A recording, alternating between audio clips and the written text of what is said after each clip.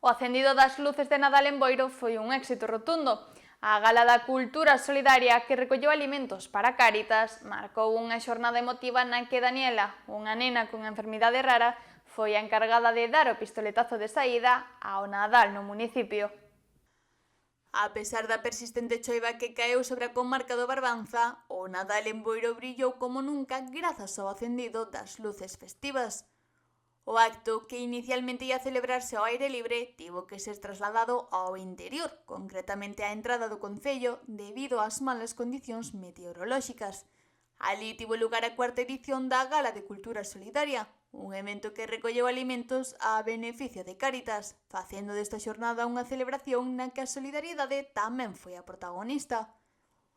O momento máis emotivo da noite chegou cando Daniela, unha nena que padece unha enfermidade rara, xunto coa súa nai, María Piñeiro, foi a encargada de acender as luces de Nadal. Agradeceu a oportunidade, destacando que para a súa filla foi un gran momento, e tamén aproveitou para visibilizar a realidade de moitos nenos que sofren enfermidades raras.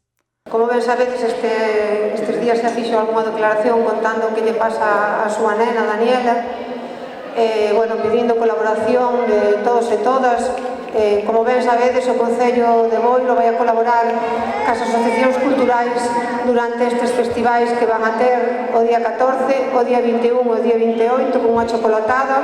Agora temos aí un chocolate tamén que é un precio simbólico de €1 o donativo que queirades dar, e tamén, como sabedes, esta gala é para recaudar, para conseguir alimentos para Cáritas, para que ninguna familia pase ninguna necesidade este Nadal. Na vila, as familias e, sobre todo, os máis pequenos foron os grandes protagonistas, facendo que, malia a choiva, o espírito navideño enchera o lugar de emocións e sorrisos.